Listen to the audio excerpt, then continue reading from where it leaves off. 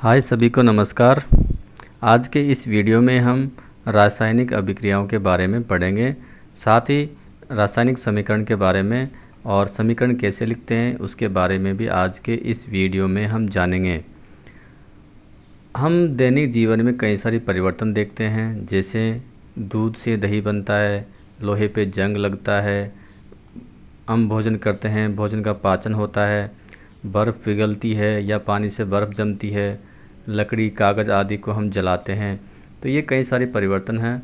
तो ये परिवर्तन दो प्रकार के होते हैं, भौतिक परिवर्तन एवं रासायनिक परिवर्तन। भौतिक परिवर्तन में पदार्थ के भौतिक गुणों में परिवर्तन होता है, जबकि रासायनिक परिवर्तन में पदार्थ के रासायनिक गुणों में परिवर्तन होता है एवं नए पदार्थ इसमें बनते हैं। तो इस वीडियो में हम रासायनिक परिवर्तन के बारे में पढ़ेंगे, जिसको हम रासायनिक अभिक्रियाएं भी कहते हैं। इनमें नए पदार्थ का निर्माण होता है जो मूल पदार्थ से बिल्कुल भिन्न होता है, जिसका रासायनिक गुण संगठन मूल पदार्थ से अलग होते हैं। ये परिवर्तन सामान्यतः अनुत्क्रमणीय होते हैं। अधिकतर प्रक्रम ये परिवर्तन अनुत्क्रमणीय होते हैं, कुछ ऐसे भी होते हैं जो उत्क्रमणीय होते हैं, और ये परिवर्तन स्थायी भी होते हैं, यानी इनमें मूल पदार्थ को प्राप्त नहीं किया जा सकता। किसी पदार्थ में रासायनिक परिवर्तन होने को रासायनिक अभिक्रिया कहते हैं। अब हमें कैसे मालूम चलेगा कि रासायनिक अभिक्रिया हो रही है या नहीं हो रही? तो उस पदार्थ में हम देखते हैं उसके रंग में, उसकी अवस्था में कोई परिवर्तन होता है, या गैस का निष्कासन होता है, या तापमान में परिवर्तन होता है, तो हम मानते हैं कि रासायनिक अभिक्रिया हो रही है। रासायनिक समीकरण, केमिकल इक्वेशन। तो रासायनिक समीकरण को यहाँ पे हम एक एग्जाम्पल के रूप में समझेंगे। जब कार्बन का वायु की उपस्थिति में दहन होता है तो कार्बन डाइऑक्साइड का निर्माण होता है। तो इस अभिक्रिया को यदि हम ऐसे लिखेंगे तो बहुत बड़ी होती है और ये समझने की दृष्टि से भी उचित नहीं है, और बड़ी तो है ही, असुविधाजनक भी है। अतः इस अभिक्रिया में जितने भी पदार्थ हैं उन सबको हम प्रतीकों और अणुसूत्रों के रूप में लिखते हैं। जैसे इसमें कार्बन है और ऑक्सीजन, दोनों के मध्य अभिक्रिया होती है, कार्बन डाइऑक्साइड बनती है। कार्बन को C से लिखते हैं, ऑक्सीजन को O2 से लिखते हैं, और कार्बन डाइऑक्साइड को CO2 से लिखते हैं। तो इसको हम रासायनिक समीकरण कहते हैं। किसी रासायनिक अभिक्रिया में पदार्थों को प्रतीकों और अणुसूत्रों द्वारा प्रदर्शित किया जाता है, इसे रासायनिक समीकरण कहते हैं। जैसे A और B दो पदार्थ है, इनमें अभिक्रिया हो रही है और ये मिलकर C और D नए पदार्थ बनाते हैं। अब हम देखते हैं रासायनिक समीकरण की क्या क्या विशेषताएं हैं। तो उक्त अभिक्रिया में A एवं B ऐसे पदार्थ हैं जो रासायनिक अभिक्रिया में भाग लेते हैं, अर्थात A और B इनके मध्य रासायनिक अभिक्रिया होती है, तो इनको अभिकारक या क्रियाकारक कहते हैं। साथ ही C एवं D ऐसे नए पदार्थ हैं जो अभिक्रिया के फलस्वरूप बनते हैं। तो C और D जो अभिक्रिया के बाद में बनते हैं, अभिक्रिया होने के बाद बनते हैं, तो इन्हें उत्पाद कहते हैं। अभिकारक एवं उत्पाद के बीच में यहाँ पे हम तीर का निशान लगाते हैं। यदि अभिकारकों एवं उत्पादों की संख्या एक से अधिक हो तो उनके मध्य प्लस का चिन्ह लगाया जाता है। यहाँ पे भी अपन देखें, दो अभिकारक है तो इनके मध्य प्लस का चिन्ह लगाया। यहाँ पे भी हम देखते हैं दो उत्पाद है तो इनके मध्य भी प्लस का चिन्ह लगाते हैं। अभिकारकों को तीर के निशान के बाईं ओर, ये तीर का निशान है तो इसके बाईं तरफ लेफ्ट हैंड साइड में लिखते हैं, और उत्पादों को तीर के निशान के राइट हैंड साइड में हम लिखते हैं। तीर की नोक हमेशा ये उत्पाद की तरफ होती है। अब हम इस एग्जाम्पल को लेते हैं। कार्बन डाइऑक्साइड बनती है, C और O2 मिलकर कार्बन डाइऑक्साइड बनाते हैं, तो ये इसकी लेफ्ट हैंड साइड है जहाँ पे हम अभिकारकों को रखते हैं, और ये इसकी राइट हैंड साइड है, बीच में तीर का निशान होता है। तो ये अभिकारक या क्रियाकारक है, इनको इंग्लिश में रिएक्टेंट बोलते हैं, और ये बीच में तीर का निशान है, और ये है इसका उत्पाद जो प्रोडक्ट बनता है, ये उसका उत्पाद है। रासायनिक समीकरण को संतुलित करना क्यों आवश्यक है? कई बार एग्जाम में इस प्रकार का सवाल पूछ लिया जाता है कि रासायनिक समीकरण को संतुलित करना क्यों आवश्यक है। तो यहाँ पे हम द्रव्यमान संरक्षण नियम की सहायता लेंगे, जो ये कहता है कि द्रव्य या पदार्थ को न तो उत्पन्न किया जा सकता और न ही उसको नष्ट किया जा सकता। अतः तीर के निशान के दोनों तरफ परमाणु की संख्या बराबर होनी चाहिए, क्योंकि उसको हम नष्ट भी नहीं कर सकते और न ही नया द्रव्य हम उत्पन्न कर सकते हैं। तो तीर के निशान के दोनों तरफ परमाणु की संख्या बराबर होगी। जैसे मान लो कि अभिकारकों में कार्बन परमाणु की संख्या 4 है, तो उत्पाद के अंदर भी कार्बन परमाणु की संख्या 4 ही होगी। अर्थात अभिक्रिया में भाग लेने वाले और नए बनने वाले परमाणु की संख्या बराबर होती है। अतः रासायनिक समीकरण को संतुलित करना बहुत ही आवश्यक है। रासायनिक समीकरण को लिखने के चरण कौन कौन से हैं, कैसे उनको लिखेंगे हम और कैसे उनको संतुलित करते हैं? तो सबसे पहले हम समीकरण लिखते समय अभिकारक लिखेंगे, उसके बाद में तीर का निशान लगा देंगे।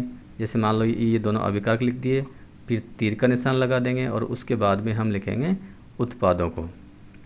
यदि अभिकारकों एवं उत्पादों की संख्या 1 से अधिक हो तो उनके बीच में प्लस का चिन्ह लगाया जाता है। जैसे यहाँ पे 2 अभिकारक है तो बीच में प्लस का चिन्ह लगा दिया, यहाँ पे उत्पाद भी 2 है तो बीच में प्लस का निशान लगा दिया। अब द्रव्यमान संरक्षण के नियम के पालन के लिए समीकरण को संतुलित किया जाता है। रासायनिक समीकरण को संतुलित करने के लिए अनुमान विधि, इस विधि का नाम है, और इंग्लिश में हिट एंड ट्रायल मेथड कहते हैं, इसके द्वारा रासायनिक समीकरण को संतुलित किया जाता है। अब समीकरण को संतुलित करने के कई सारे चरण होते हैं, पर सबसे पहले इसमें ऑक्सीजन और हाइड्रोजन को छोड़कर अन्य परमाणुओं की संख्या को बराबर करते हैं। यानी ऑक्सीजन एवं हाइड्रोजन को छोड़कर अन्य जो परमाणु हैं उसको संख्या को पहले बराबर करते हैं और सबसे अंत में ऑक्सीजन एवं हाइड्रोजन की संख्या को बराबर करते हैं। अन्य तत्वों को सबसे पहले संतुलित किया जाता है। सबसे पहले हम जितने भी अणु हैं इसके ऊपर एक बॉक्स बना देंगे। अब इस बॉक्स के अंदर इस संख्या को हम बिल्कुल भी परिवर्तित नहीं कर सकते। जो परिवर्तन करना है, जो संख्या बढ़ानी है या घटानी है, वो इस बॉक्स के बाहर ही लिखेंगे। इसके अंदर कुछ भी परिवर्तन हमको नहीं करना है। पहले हम ऑक्सीजन एवं हाइड्रोजन को छोड़कर अन्य परमाणुओं को संतुलित करेंगे। तो इसमें यहाँ पे कार्बन को हम संतुलित करते हैं। तो यहाँ पे कार्बन 5 है अभिकारकों में, उत्पाद में कार्बन केवल 1 है, तो इसको हम 5 से गुणा कर देंगे। उसके बाद में हम हाइड्रोजन को संतुलित करेंगे। यहाँ पे हाइड्रोजन के 12 परमाणु हैं, इधर कितने हैं 2, तो इसको हम 6 से गुणा कर देंगे। अब देखिए यहाँ पे ऑक्सीजन के 2 परमाणु हैं और उत्पाद में ऑक्सीजन के 5 गुणा 2 10 और ये 6 16 परमाणु हो गए। यहाँ कितने हैं 2, तो इसको हम 8 से गुणा कर देंगे। तो अब ये समीकरण बिल्कुल संतुलित है।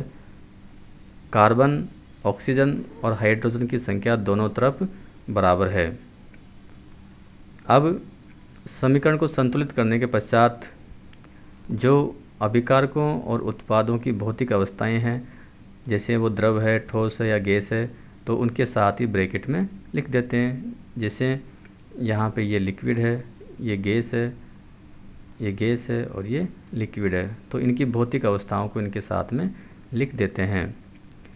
अभिकारक एवं उत्पाद जब जलीय विलयन के रूप में हो तो उसे AQ के रूप में लिख देते हैं। जैसे कैल्शियम ऑक्साइड और जल मिलते हैं, कैल्शियम हाइड्रोक्साइड का विलयन प्राप्त होता है, तो इसको यहाँ पे AQ के रूप में लिख देते हैं। अभिक्रिया उत्क्रमणीय होने की दशा में, उत्क्रमणीय अभिक्रिया वे होती है जो दोनों दिशाओं में संपन्न होती है। तो ऐसी अभिक्रियाओं में दोनों तरफ अर्ध तीरों के निशान लगाते हैं, यानी ये निशान वहीं पे आपको मिलेगा जहाँ पे अभिक्रिया उत्क्रमणीय हो। अब अभिक्रिया संपन्न होने की अन्य दशाएं, जैसे तापमान कितना चाहिए, दाब कितना चाहिए, तो वो भी वहाँ पे हम तीर के निशान के ऊपर लिख देते हैं। जैसे नाइट्रोजन और हाइड्रोजन मिलकर अमोनिया का निर्माण करती है। इस विधि का नाम हेबर विधि है। तो यहाँ पे 773 केल्विन ताप चाहिए और 200 एटमॉस्फेयर दाब चाहिए। तो ये आवश्यक इसकी दशाएं हैं जो तीर के निशान के ऊपर हम लिख देंगे। ऊष्माक्षेपी एवं ऊष्माशोषी। ऊष्माक्षेपी अभिक्रिया वे होती है जिनमें ऊष्मा का निष्कासन होता है या ऊष्मा मुक्त होती है, और ऊष्माशोषी अभिक्रिया वे अभिक्रियाएं होती है जिनमें ऊष्मा का अवशोषण होता है या वो इन अभिक्रियाओं को संपन्न होने के लिए ऊष्मा की आवश्यकता होती है। तो ऐसी अभिक्रिया होने की दशा में ऊष्मा की मात्रा को उत्पाद के साथ क्रमशः प्लस और माइनस का चिन्ह लगाकर लिखा जाता है। तो नाइट्रोजन और हाइड्रोजन ये हेबर विधि है। तो अमोनिया का निर्माण होता है और साथ में 10.5 किलो कैलोरी प्रति मोल की ऊष्मा इसमें मुक्त होती है। तो इसको कहते हैं ऊष्माक्षेपी अभिक्रिया। इसी प्रकार N2 और O2 मिलके 2NO2 बनाते हैं।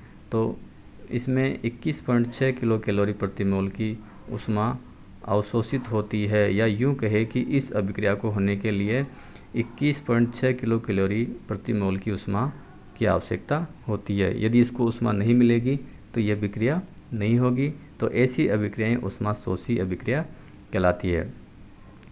अभिक्रिया में प्रयुक्त उत्प्रेरक को तीर के निशान के ऊपर लिखा जाता है। जैसे हेबर विधि की हम बात करें तो आयरन को यहाँ पे उत्प्रेरक के रूप में काम में लेते हैं, जो तीर के निशान के ऊपर हम लिख देते हैं। गैसीय उत्पादों के लिए ऊपर की तरफ तीर का निशान लगाते हैं और अवक्षेपण के लिए नीचे की तरफ तीर का निशान लगाते हैं। जैसे जिंक और सल्फ्यूरिक अम्ल की क्रिया जब हम कराते हैं तो जिंक सल्फेट बनता है और हाइड्रोजन गैस मुक्त होती है जो वायुमंडल में चली जाती है। तो ऊपर की तरफ तीर का निशान इसमें लगा देंगे। इसी प्रकार सोडियम सल्फेट और बेरियम क्लोराइड की जब क्रिया कराते हैं तो बेरियम सल्फेट बनता है, यानी बेरियम सल्फेट का अवक्षेप बनता है। तो इसके लिए हम नीचे की तरफ तीर का निशान लगाते हैं और साथ में सोडियम क्लोराइड भी बनता है। तो अवक्षेप के लिए नीचे की तरफ और गैस के लिए ऊपर की तरफ तीर का निशान लगाया जाता है। अब हम देखते हैं कि रासायनिक समीकरण की विशेषताएं क्या क्या है, किन किन बातों का पता हमें रासायनिक समीकरण से चलता है। तो पहली है अभिकारक एवं उत्पाद के अणुओं की संख्या रासायनिक समीकरण से ज्ञात की जा सकती है। उनका द्रव्यमान भी ज्ञात किया जा सकता है। पदार्थों की भौतिक अवस्थाओं की जानकारी मिलती है, क्योंकि पदार्थों के साथ ही ब्रैकेट में हम उनकी भौतिक अवस्था लिखते हैं तो उसकी जानकारी मिलती है। अभिक्रिया के लिए आवश्यक दशाएं या परिस्थितियां, जैसे कितने तापमान की आवश्यकता होती है, कितना दाब चाहिए और उत्प्रेरक कौन सा चाहिए, इन सभी की जानकारी भी मिलती है। हम तीर के निशान के ऊपर आवश्यक दशाएं लिखते हैं।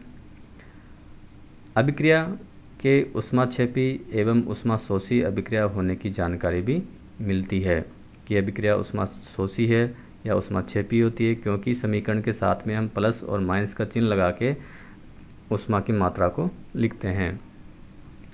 नंबर 5, समीकरण से यह भी पता चलता है कि अभिक्रिया उत्क्रमणीय है या अनुत्क्रमणीय है। यदि अभिक्रिया उत्क्रमणीय है तो दोनों तरफ तीर के निशान लगाते हैं, और यदि अभिक्रिया अनुत्क्रमणीय है तो केवल एक तरफ तीर का निशान लगाते हैं।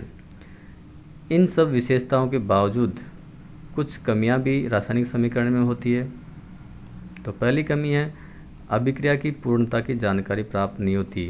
क्या अभिक्रिया पूरी तरह से संपन्न हो रही है, इस बात की जानकारी रासायनिक समीकरण से नहीं मिलती है। अभिकारक और उत्पाद की सांद्रता की जानकारी भी इसमें नहीं मिलती। यह भी बहुत बड़ी कमी है कि पदार्थों की सांद्रता की जानकारी इसमें नहीं मिलती। इन सब के बावजूद भी रासायनिक समीकरण बहुत ही उपयोगी है। यदि आपको ये वीडियो पसंद आया हो तो हमारे चैनल को लाइक करें, वीडियो को लाइक करें और चैनल को सब्सक्राइब भी करें। इसी प्रकार के अन्य वीडियो के लिए हमारा चैनल स्टार साइंस आप देखते रहिए। बहुत बहुत धन्यवाद।